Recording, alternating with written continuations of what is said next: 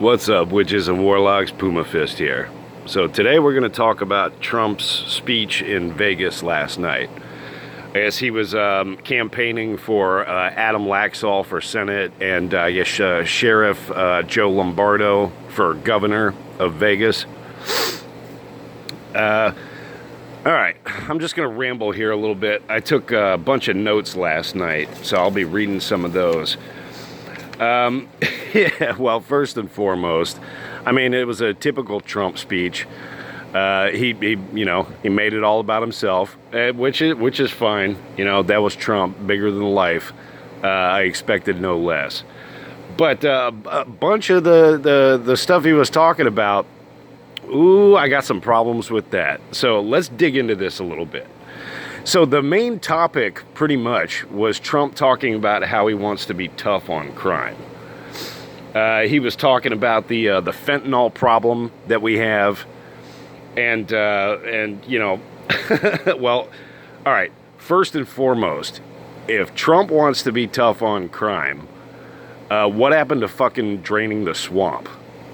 He helped fill the swamp, and what happened to fucking lock her up? Wasn't that one of his big promises? And then as soon as he got elected, it was like, oh, haha, Hillary, I was just kidding. Never mind. You should be in jail. Oh, I'm elected now? I was just kidding. So Trump's full of shit on that.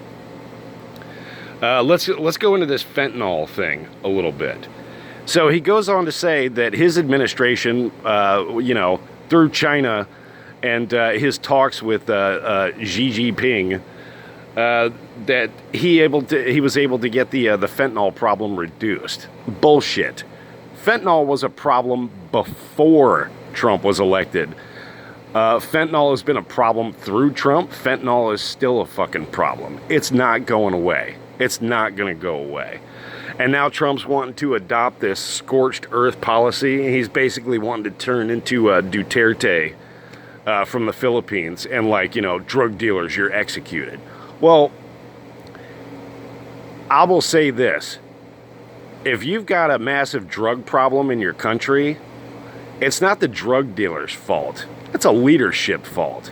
And if you got a population that's hooked on drugs, that's also a leadership fucking problem. That's not the drug dealer's fault. They're just taking advantage of the situation.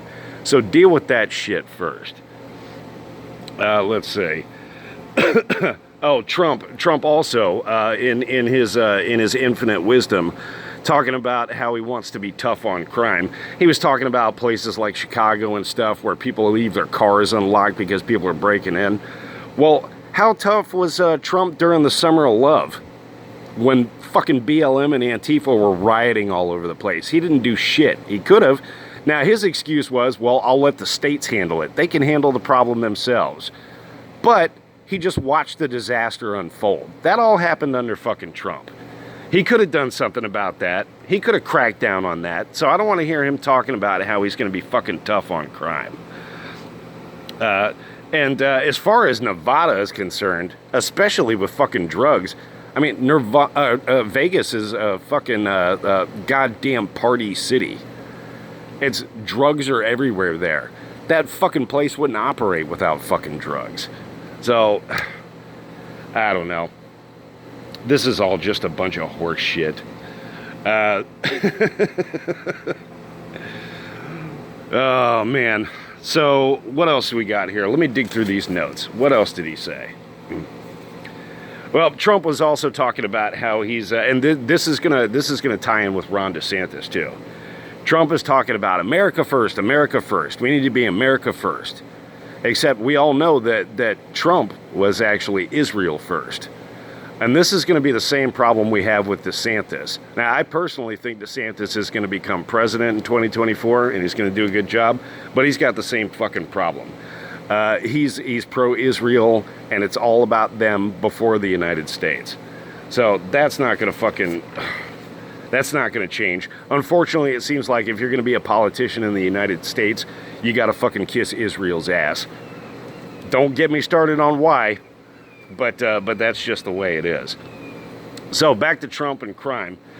Trump eroded the fucking Second Amendment more than anybody else. more than anybody else. Banning bump stocks, that was bullshit.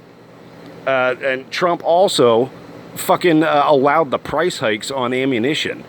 That bullshit claim that, oh, we were having a fucking shortage on primers, blah, blah, blah, blah, blah. No, Trump was all about, let's get the industry back in America. Let's start manufacturing shit here. He could have done something to help the ammunition manufacturers. He didn't. He didn't. So the current price that we're paying for ammunition is by design. Trump fucking hates guns. Don't forget, he's a goddamn champagne liberal from fucking New York. So do not ever fucking think that Trump wants you to be fucking armed to defend yourself. He hates fucking guns. Let's see, what else do we got here? Oh yeah, talking about the wall. The wall was never fucking built. Parts of it were. And Trump was like, we've got this bad fucking immigration problem. Trump also said, I love immigrants. We want them to come in by the millions. We just want to make sure they come through the right port of entry. Fuck that. We don't need fucking immigrants here. We don't fucking need them here. There's too many goddamn people in the United States as is. And nobody here is fucking doing anything because all the immigrants are fucking stealing all our jobs. No more fucking immigration. Shut that shit down. Trump also allowed the police, his tough on crime policy. Trump also allowed all the shit to happen to the police. Derek Chauvin, that happened under fucking Trump. He could have fucking stepped in and said something, hey, get out of here. Especially when he's complaining about fucking fentanyl. George Floyd fucking OD'd on fentanyl. It wasn't Derek Chauvin's fault. Trump is letting that guy fucking rot in jail. You know who else Trump is letting rot in jail? Is fucking James Fields Jr. from fucking Charlottesville. That is absolute bullshit. These people are fucking political prisoners. Trump could have done something about it. Trump could have pardoned people on his fucking way out. And who did he fucking pardon? Like little fucking Wayne? Jesus fucking Christ. You know, Trump did do some good stuff. You know, we didn't get into any fucking new wars. I'll give him that. Trump exposed the media for the lying assholes that they are. And that's probably his biggest contribution.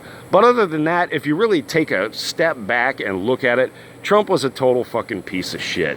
And I don't want to hear anything about all this fucking, you know, oh, we're going to be tough on crime, we're going to be tough on this, we're going to be tough on that. When we had fucking 4 years of goddamn lawlessness under this guy. Politicians are all fucking pieces of shit. You know what it is? You know what it is about Puma Fist? I have this unnatural ability, this preternatural awareness to see people's bullshit. I can see it, and it fucking drives me nuts. So, is America ever going to get back on the right track?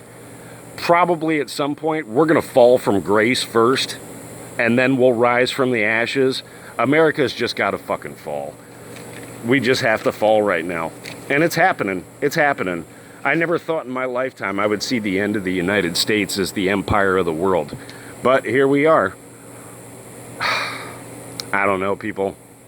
I hate to drop a bunch of black pills on you, but I mean, it's just where we're at. We're in total clown world, and it's accelerating faster and faster. And but I do think here's the little bit of hope, the white pill. I do think that once America falls from being the first world nation and the leader of the first world, we're going to pick up the pieces. We're going to pick up the pieces, and we'll get some nationalism going on here, and it's going to turn things around. That's what we need.